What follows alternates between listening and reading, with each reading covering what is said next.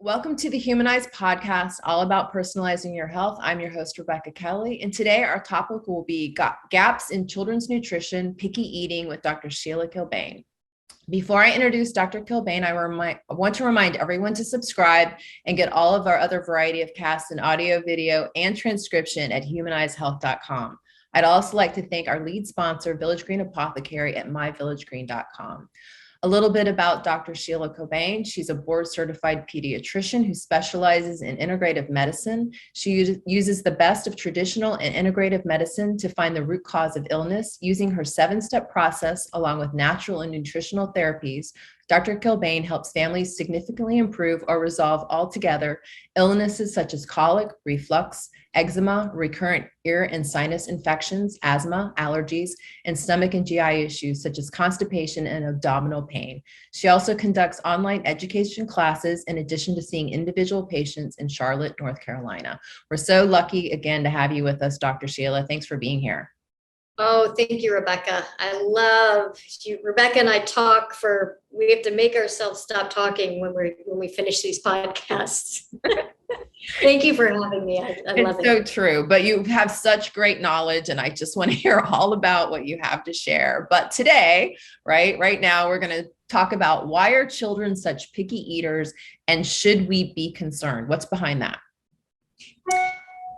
We've changed our environment so much. We've changed what we're eating. We've changed the food that we're eating. We've changed the chemicals that we're being exposed to. And in my clinical experience, and from all the research that I've read, I really think that we've shifted our microbiome. So I think that we're shifting the bacteria in our gut, and we have these kids who we're inside a lot more. And, especially right the last 2 years, we've had a pandemic. So we're not getting outside, and we're not, because when you're outside and you're getting exposed to things is you're exposing the microbiome to a lot of different things, right? And you're priming the immune system. So and literally we talk about let kids eat dirt. If they're out playing in the dirt, we want them exposed to things because that's impacting their sensory system, which is like with picky eaters. And we'll talk about this in a minute. We've got to figure out, are they picky eaters because is it a sensory issue? Is it a taste issue? Or is it a structural issue, right? That they're just not able to, they don't have the strength maybe in their jaw. But I think that part of this is because of how much we've changed our environment, and we've got a different gut microbiome. We're not necessarily exposing the kids to the same things that we used to, including foods that are more alive and real. It's a lot of packaged processed foods, and kids are getting, they're getting squeezy pouches, and they're getting things that are really easy to ingest. So it might be later and later before they're getting exposed to things that, right? Because we need those textures and things. As you're saying that, I'm thinking back to my childhood, which is a long time ago, right? So I do understand what you're saying over time. And yes, it was an apple or a celery. There was never any squeezy anything. Like at the least, maybe my mom made, Tupperware pops in the freezer, or it'd be watermelon. But yes, it was a very different. And also I was outside the whole time, right? She was like, kids outside, like we weren't allowed to be inside. If there was beautiful weather, we had to be outside. So you're right. And I think now I see friends, everything's scheduled. It's a play date. Like everything is, much different than we were. So that makes sense. Yeah. And it's not like play dates are great and all that kind of thing. We're not necessarily getting as much exposure as we used to. Right. It's very structured, I guess is what I mean, right? It was more structured, yes. Whereas now it was less structured, whereas now it's more structured. Yeah. Yes. Yeah, exactly. So and what I was alluding to is that we have to be careful when we're talking about picky eating, because it's, I've had some families where it might be a structural issue, like anatomically. Maybe the kids have low muscle tone. Maybe they've got a significant tongue tie. Maybe they have, maybe their tongue is not working. They don't have that coordination, that oral motor coordination. Mhm. And they really just cannot eat a wider variety, right? They're only eating the foods that their system can handle.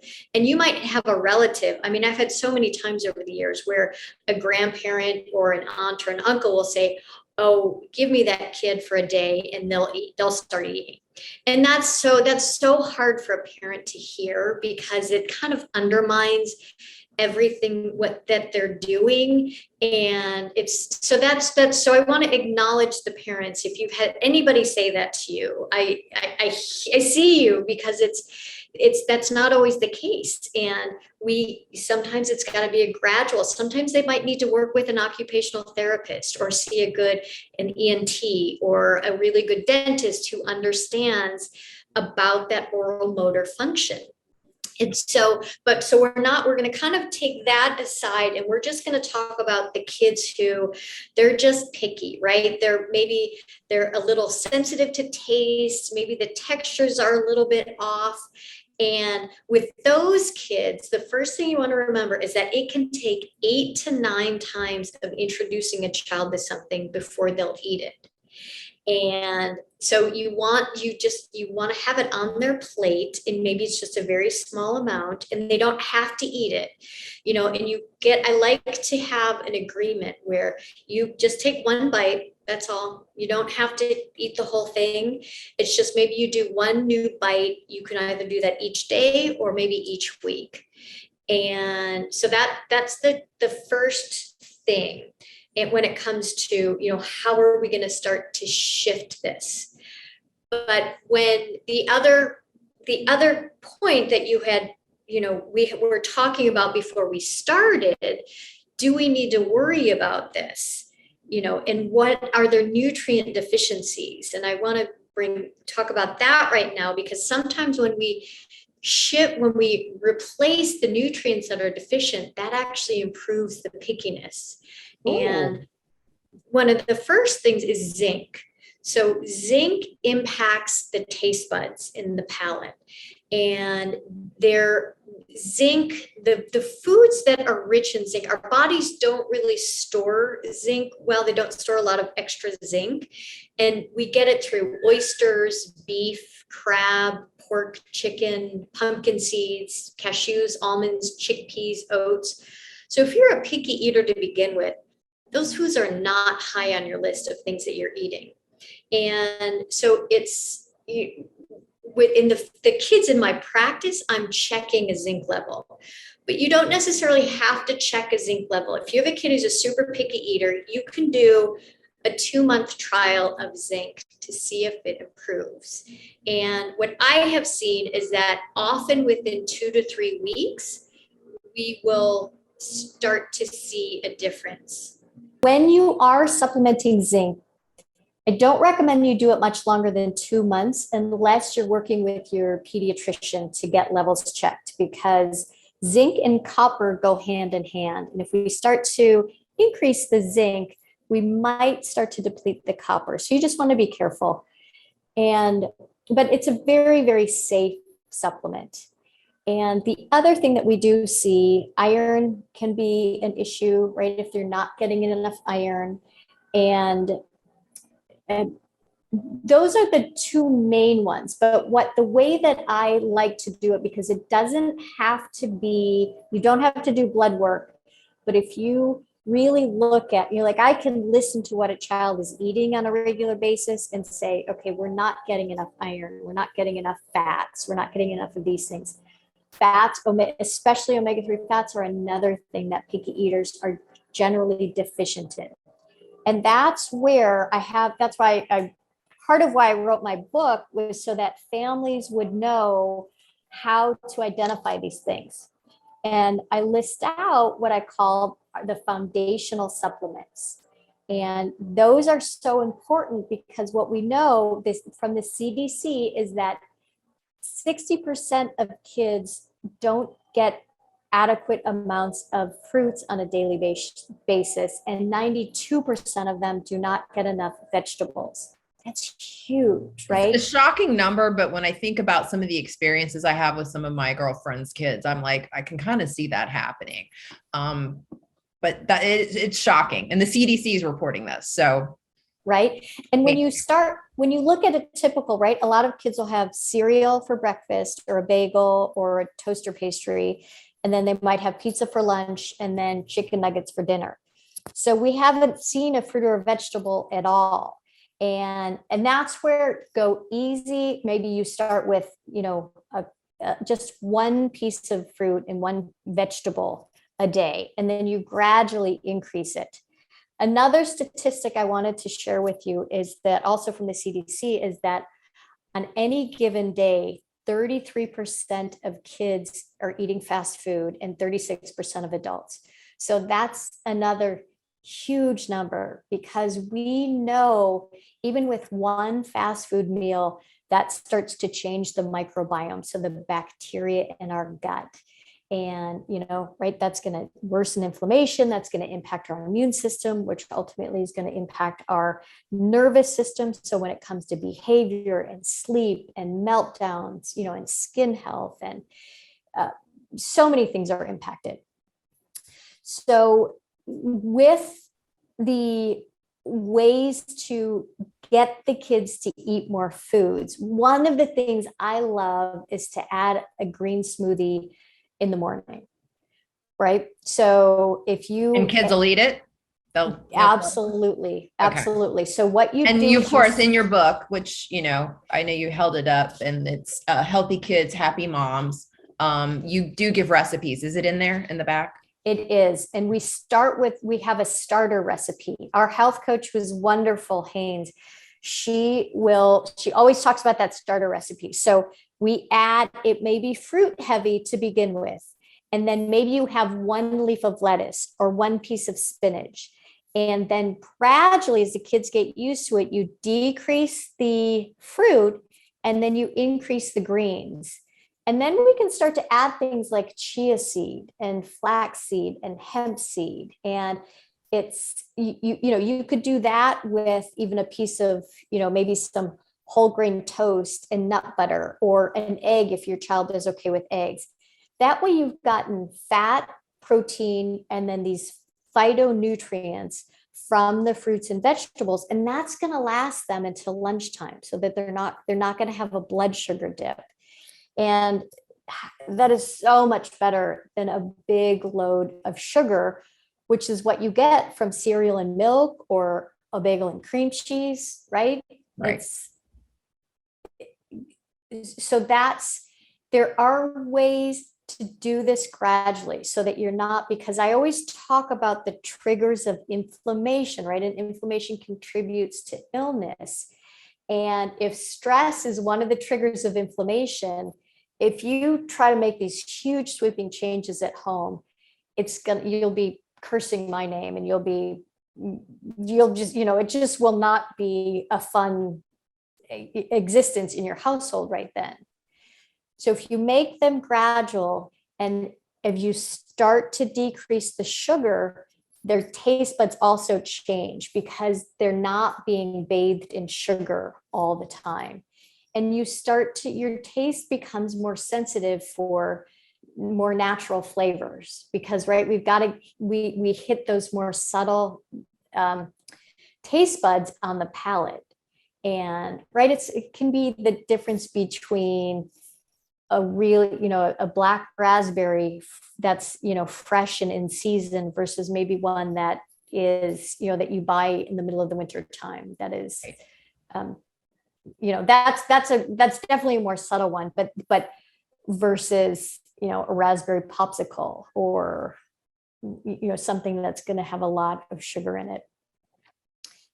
I really love how you explain, like, starting small and making the shift, right? And I think anything anytime you want to make a change, it's really hard to do, right? First off. And so starting it is part of the process, right? Introduction, slow introduction, and then you just dial it up as you start to normalize and eventually, right? So you can change the path slowly. I think that's a great, I love that. Can you give us maybe an example of a story, or maybe a story where you've actually seen something happen, where you've seen that change take place? Yeah, so one of the stories, and I write about her in the book, is they came to us and she had a lot of food allergies in addition to being a really picky eater. And she literally was eating like 7 or 8 things. And we worked. That's picky. Yeah. Right. 7 or 8. We worked to get to balance. We did the lab testing. We started the foundational supplements on her, started to replace what we needed to. And then little by little, we started to make these changes. And then one of the things that we do is we have our health coach went to the farmer's market with this mom and kind of taught her how some of the recipes in the book. And they bought kale, and for her to be able to see it at the farmer's market and to touch it, and they went home and made baked kale, and she ate the whole plate of it. And it just, that was the first step. And then she just continued to expand from there. And it was the mom just needed some fresh ideas. And the little girl, for whatever reason, and the mom just wasn't, like, baked kale wasn't in her repertoire of things. And you just do that with some olive oil, some Himalayan sea salt, and it's fabulous. You can do that with beefs, right? You can do that with sweet potatoes. And there's so many really yummy whole foods that you can make. You just have to give yourself a little bit more time for the prep, so that it's not, because when it gets to that point where the kids are starving and you need something right away, we just want to be prepared. And, another great thing are paleo pancakes. If your kids tolerate eggs, you can do a banana and then 2 eggs, and you could even put some dark chocolate chips in it. So you make a batch of those up, and then you can freeze them and just pop them in the toaster. And that way you've got a real, it almost feels like a cookie. And Yum. right, you're going to get delicious. A little sweet. And in my house, we love the kale. We call it kale crack. It's so good, right? When you bake it like that, it's so good, right? Yes. You're making yeah. So, yeah. Yes. Yummy. And right. And it just, you change your baseline so that instead of reaching for the sugar cereal, the crackers, right? Those they'll remain unnamed. The fish, golden fish crackers. Yes. Those are just empty calories, and they're just simple carbs, and they're going to contribute to inflammation, and it's not going to get us any further along on our palate development. Right. Thank you so much, Dr. Kilbane. These are really valuable insights. Dr. Kilbane can be found at SheilaKilbane.com. I'm going to spell that SheilaKilbane.com. And let me remind you to subscribe and get access to all Humanized videos, podcasts, and transcriptions from all of our thought leaders on personalized health at humanizedhealth.com. Thanks for being with us again, Dr. Sheila Kilbane. It's always a pleasure. Absolutely. And I did want to say we have a closed Dr. Kilbane's Healthy Kids, Happy Moms Facebook club. Okay. It's a closed Facebook group, Dr. Kilbane's Healthy Kids, Happy Moms book club. So you can go in there, ask us to join, and you can get tips and support from other parents. And we can include that link too, so that people can just click on it and go right awesome. to it. Awesome. Thank you so much. Thank you, Rebecca.